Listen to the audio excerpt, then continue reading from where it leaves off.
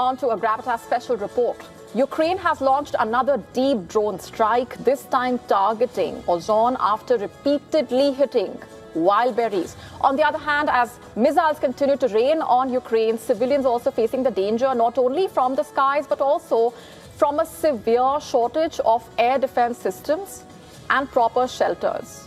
And with Trump casting doubt on expanding the Patriot missile production, Kiev faces a pressing question here. How can it protect its cities? Take a look.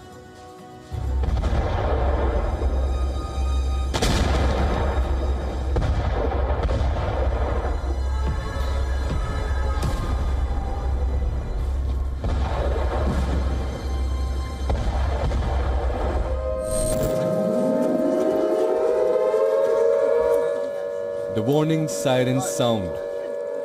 People run for cover. But where do you hide when there is nowhere safe to go? This is becoming a frightening reality for many Ukrainians.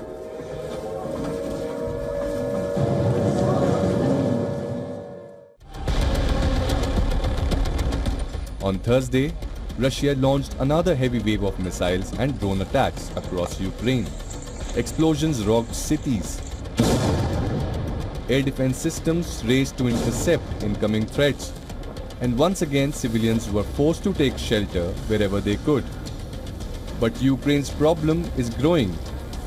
In many areas, there are not enough proper shelters. You can't treat people like that, and every day we look at this dilapidated building and realize that neither the clinic nor the school is a shelter, it's just a basement. I think the government didn't take the 5-year war seriously, and these shelters shouldn't be in basements like that, because those basements won't save anyone. They'll just be crushed under the rubble with all those people inside. Ukraine is facing a critical shortage of air defense missiles. Moscow knows it, and it is using heavy weapons to inflict pain on Kyiv. Ukraine's strategic ambition was to manufacture its own US Patriot interceptors. To plug this critical air defense vacuum, President Volodymyr Zelensky pressed Washington for license to co-produce Patriot interceptors locally. However, now President Donald Trump has poured cold water on those hopes, stating he's not sure about granting such sensitive technology transfers. Right now the war is only intensifying. Russia's second largest e-commerce company, Ozon workers rushed for safety as in Ukrainian drones struck hard.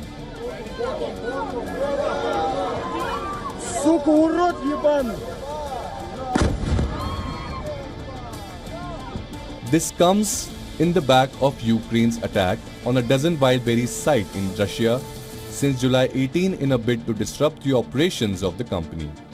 A linchpin of the consumer economy that is often described as Russia's answer to Amazon. Now Moscow is also replying in the same coin. This is the moment a Russian attack struck a food business in the Ukrainian city of Pavlohgrad, killing 3 and injured at least 10 people. Ukraine has escalated its retaliatory strikes on Russia in recent months, partly to pressure Moscow to the negotiating table after nearly 4.5 years of war.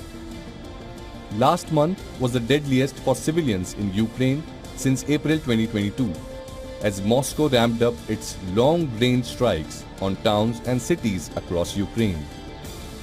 Bureau Report, Beyond World is One. To stay up to speed with the latest news, download the WION app and subscribe to our YouTube channel.